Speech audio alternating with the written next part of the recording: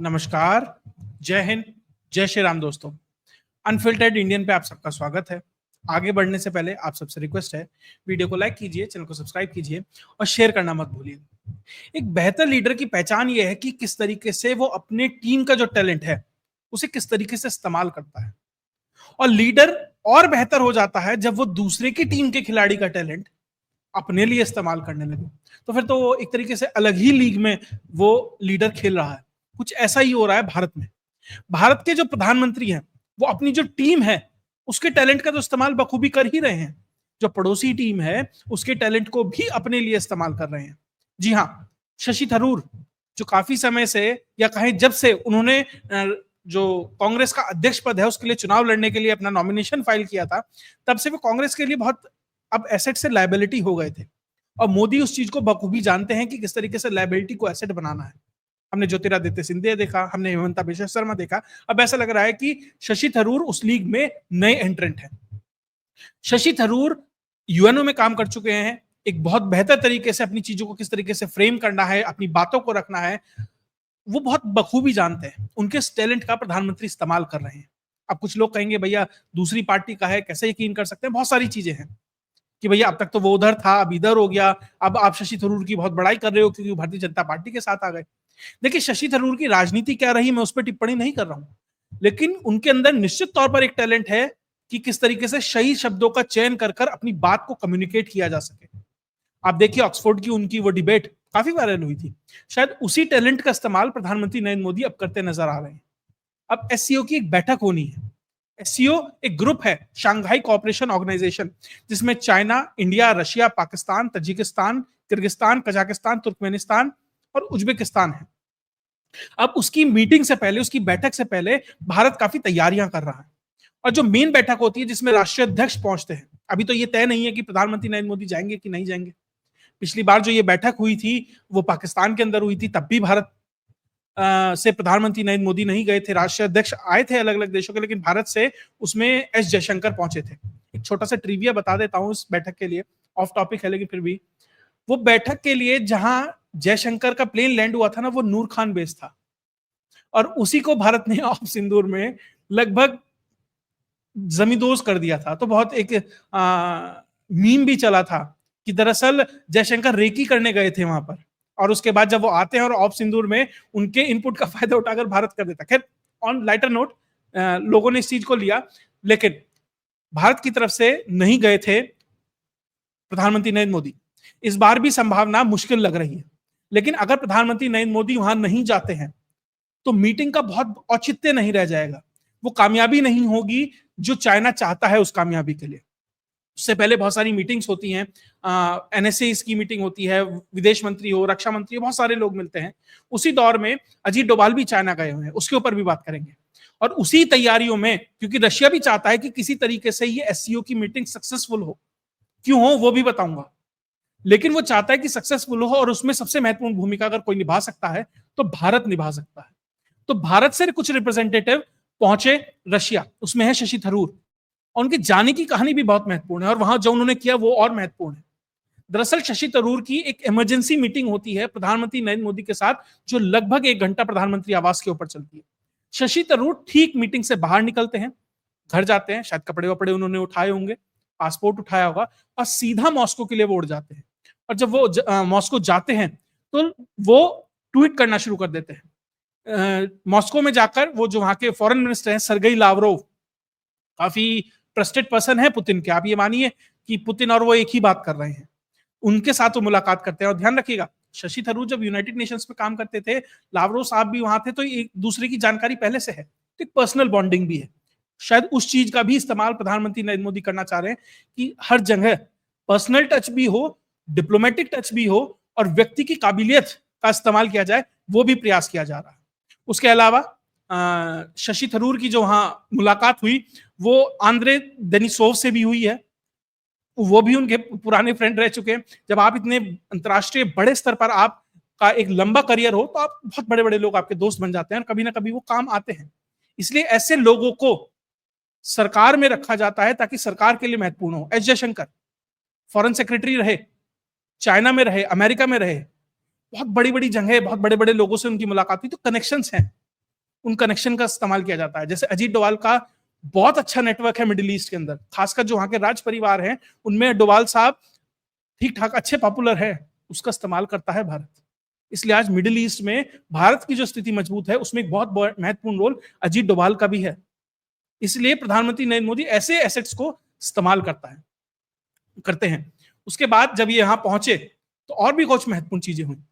जब शशि थरूर साहब यहां पहुंचे और वहां के रिप्रेजेंटेटिव से बात करने लगे, वहां की एक पार्टी है रशियन लिबरल डेमोक्रेटिक पार्टी, उनके चेयरमैन के साथ इनकी मुलाकात थी, बातचीत हो रही थी। अब चेयरमैन साहब फ्रेंच में बोलने लगे।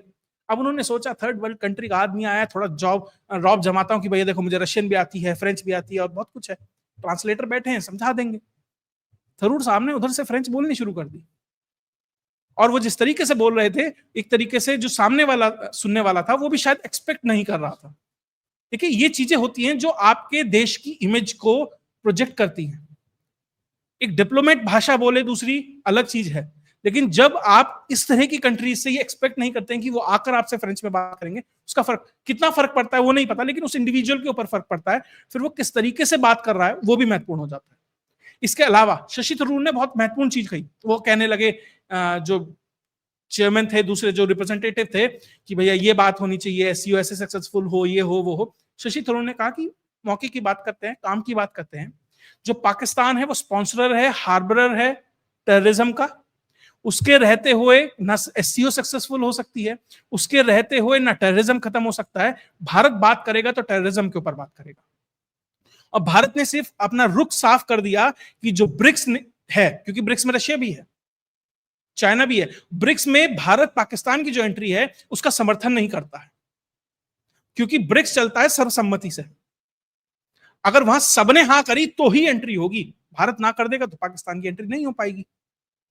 एससीओ में ऑलरेडी पाकिस्तान की एंट्री हो चुकी है। अब देखिए भारत को जो मुद्दे पे बात करनी चाहिए थी वो नहीं होगी, अब पाकिस्तान पे बात करनी पड़ रही है। जो कॉपरेशन के ऊपर बात हो सकती थी, बड़ी इकोनॉमिक चीजों पे और बहुत सारे कॉपरेशन पे बात हो सकती थी, वो ना होकर पाकिस्तान पे बात करनी पड़ रही है। तो ये साफ साफ मैसेज दिया गया। उसके अलावा रशिया में काम और हो रहा है।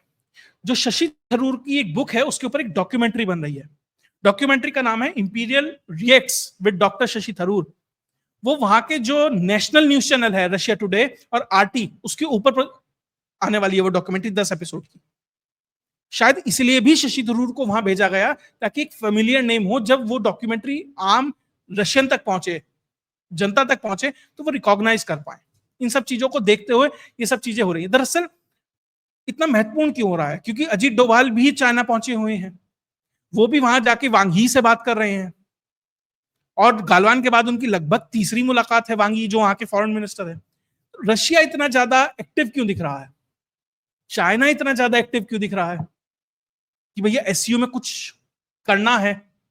क्या करना चाह रहे हैं?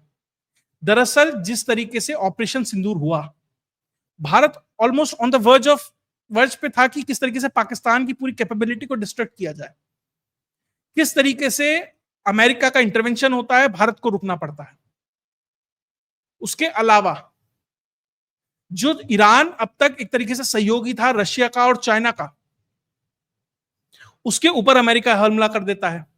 पहले तो भारत को परेशान किया, फिर रशिया और चाइना को परेशान किया, यूक्रेन में रशिया को परेशान किया। दरअसल ये दो कंट्री चाह रहे हैं कि किसी भी तरीके से भारत हमारे पाले में आ जाए, और अगर ये आरआईसी बन जाता है तो अमेरिका जिस तरीके से एक एक करके तीनों देशों को अपने शिकंजे में लेना चाह रहा है कि किसी को कहीं फंसाओ, किसी को कहीं फंसाओ, किसी को बांग्लादेश के नाम पर, किसी को ताइवान के नाम पर, किसी को यूक्रेन के नाम पर, कहीं ईरान के नाम पर।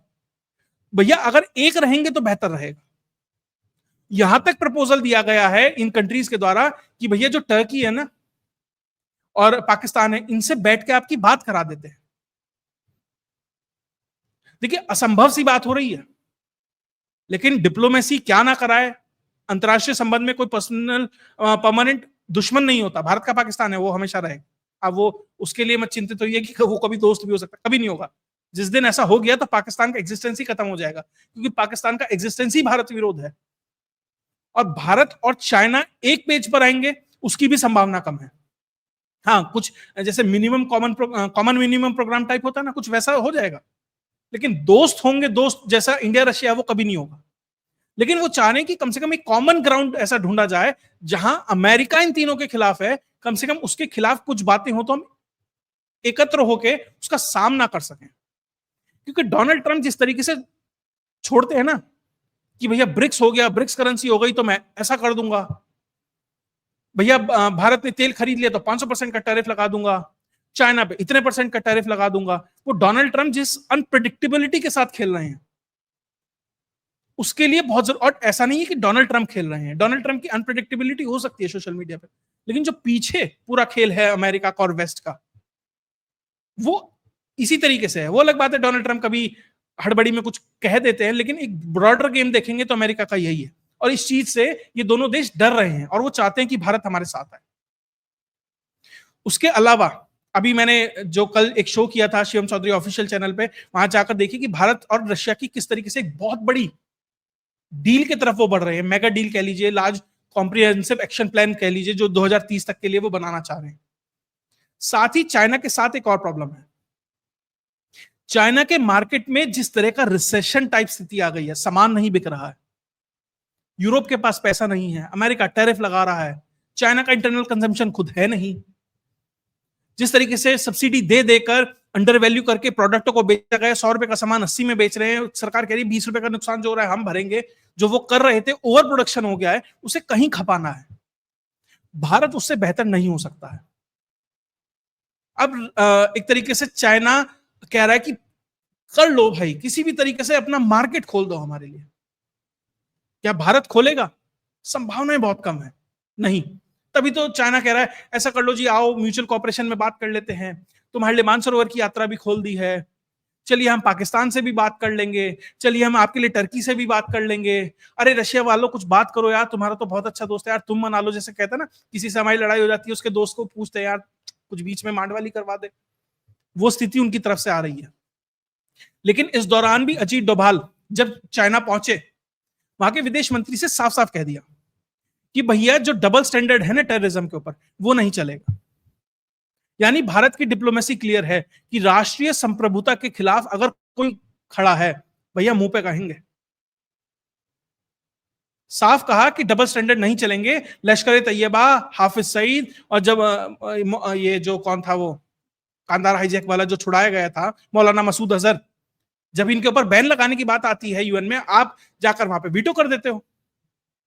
तो ये जो डबल स्टैंडर्ड्स आपका चल रहा है वो नहीं चलेगा। साफ साफ वहां कम्युनिकेट कर दिया गया है। रशिया से भी कहा जा रहा है कि ठीक है, आप दोस्त हैं, आप मैसेज लेकर आए हैं, बहुत अच्छा है, आपका मैसेज वेल एक्सेप्टेड, आपसे हमें कोई दिक्कत नहीं है, लेकिन चाइना के साथ कितना आगे बढ़ना है वो हम अपनी टर्म्स पे तय करेंगे, और तुर्की और पाकिस्तान का क्या इलाज करना है वो हम तय करेंगे। आप उसमें सहयोगी होंगे बहुत बेहतर है, आप नहीं होंगे कोई दिक्कत नहीं है, भारत अपने आप कैपेबल है। आप यूक्रेन में लड़े, भारत ने कुछ डायरेक्टली आपको कोई ना मना किया ना हाँ किया, ठीक था, ओके है, हम भी कर रहे हैं। हाँ, आपकी मदद हमने ये जरूर की कि हमने आर्टिशल्स भी भेजे हैं, हमने ये मदद की, हमने आपसे तेल भी खरीदा है, बस ये थोड़ा ध्यान रखिएगा। बाकी चाइना को कैसे मैनेज करना है, अब चाइना कह रहा है कि elephant and dragon will dance together. अब वो तो समय बताएगा कि क्या डांस हो पाता है कि नहीं हो पाता है। अब ये भी कह दिया गया है कि जो एक ब्रॉडर पर्सपेक्टिव है उसमें फिलहाल जो टेररिज्म है वो एक बड़ी चीज है, अमेरिकन थ्रेट बड़ी चीज है, तो उसके लिए हम एक कॉमन विनिमय प्रोग्राम टाइप, कुछ एग्जैक्ट ये शब्द नहीं है लेकिन कुछ उस तरह का फ्रेमवर्क बनाने के लिए तैयार है। बॉर्डर डिस्प्यूट्स निश्चित तौर पर हैं हमारे, लेकिन उससे कुछ बड़ी चीजें हैं, पहले उन्हें सॉल्व कर लेते हैं, इन्हें भी धीरे धीरे करेंगे, क्योंकि अभी चाइना प्रेशर में है। अभी आप जितना उससे एक्सट्रैक्ट कर सकते हैं वो कर रहे हैं। अगर आप जल्दी से कर देंगे कि भैया बॉर्डर भी अभी सब करो, ये भी वो करो, तो क्योंकि डेस्परेशन लेवल चाइना में बहुत लेवल बड़े पे है पॉलिटिकल फ्रंट पर, तो वो इंडिया उसे डिस्टर्ब नहीं करना चाहता, धीरे धीरे इस्लामी स्लाइसिंग जिसे कहते हैं उस तरीके से चीजों को लेकर आगे बढ़ा जा रहा है। अब लोगों ने कहना शुरू कर दिया है, अब जब ये अजीत डोभाल वहां जाकर मिल रहे हैं, वांगी से, शशि थरूर मिल रहे हैं सर्गी लावरोव से, फिर वहां ये सब जो बातें चल रही हैं, तो बहुत लोग कहने लगे शशि थरूर को फॉरेन मिनिस्टर बना दिया जाए और जयशंकर को एनएसए बना दिया जाए। देखिए, निकट भविष्य में ऐसा होता नहीं जा दिखाई दे रहा है। अभी ना कहीं अजीत डोभाल जी जा रहे हैं, स्वस्थ हैं, जब तक स्वस्थ है, अच्छे हैं, वो रहेंगे, क्योंकि उनके जो संपर्क है, उनका जो काम है, उसका इस्तेमाल करना है। शशि थरूर फॉरेन मिनिस्टर बनेंगे, उसके लिए पहले उन्हें बीजेपी ज्वाइन करनी पड़ेगी और उसके लिए कांग्रेस छोड़नी पड़ेगी, फिर सांसदगी का क्या होगा, बहुत सारी चीजें हैं, बहुत इफ्स एंड बट्स है, वो नहीं हो रहा अभी। ये स्पेकुलेशन सोशल मीडिया के लिए बहुत अच्छी है। हाँ, अब ये जरूर हुआ कि शशि थरूर ने जाने से पहले ट्वीट किया। उन्होंने किया, don't ask permission to fly. उड़ने के लिए किसी की अनुमति मत मांगिए। द विंग्स आर योर्स, पंख आपके हैं, and the sky belongs to no one, और आसमान किसी का नहीं। यानी कि कांग्रेस वालों, मैं पिंजरा सहित उड़ के जा रहा हूं, बताओ क्या कर लोगे, आसमान में उड़ रहा हूं।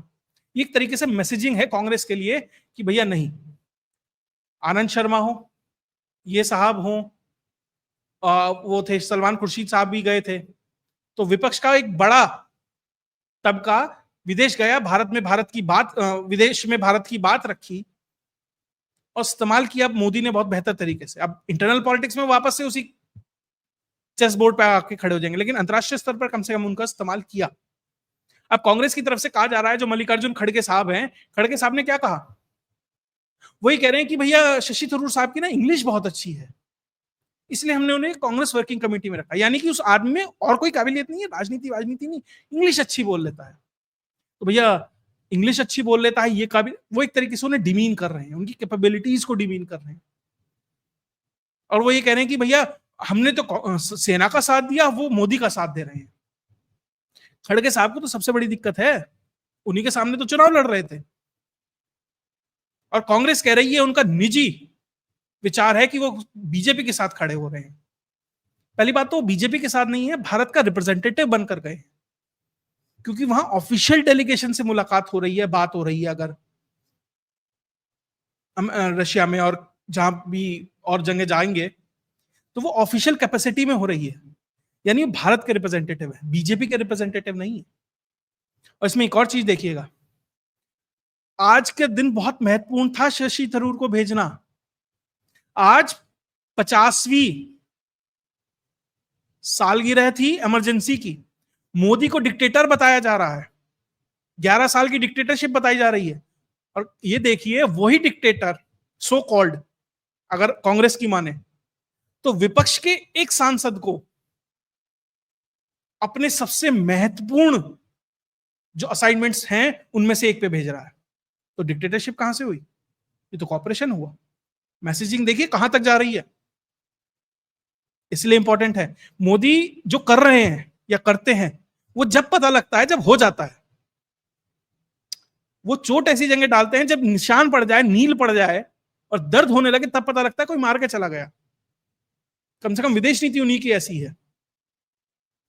आप देख लीजिए ना, पाकिस्तान को पीटा, अमेरिका उधर ईरान में लग रहा था, इधर नक्सलियों को पीट दिया।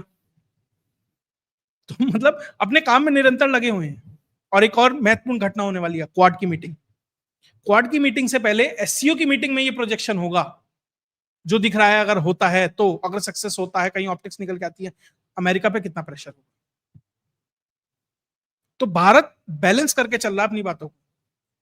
रशिया को बता दिया मैं इसी हद तक जा पाऊंगा चाइना के साथ, इन दोनों के साथ, तुर्की पाकिस्तान के साथ मुझे कैसे उलझना समझना है मैं समझ लूंगा। और अमेरिका को इन दोनों का इस्तेमाल करके मैसेज भेजा जा रहा है। बहुत ही फाइन थ्रेड होता है डिप्लोमेसी, जिस पे आपको चलना है। और ये कला अगर आपको आती है और आपके डिप्लोमेट्स, आपके राजनीतिक जो लीडरशिप है उसे आती है, उसमें वो विल पावर है, तो बहुत कुछ अटेन कर सकते हैं, वरना बहुत कुछ खो भी सकते हैं। अब इससे क्या खोया जाएगा, क्या पाया जाएगा, ये तो समय बताएगा। लेकिन फिलहाल चीजें जिस दिशा में जाती दिखाई दे रही हैं, उसी का विश्लेषण आपके पास लेके आया था। अगर आपको ये विश्लेषण अच्छा लगा तो वीडियो को लाइक कीजिए, चैनल को सब्सक्राइब कीजिए और शेयर करना मत भूलिएगा। जय हिंद, जय भारत।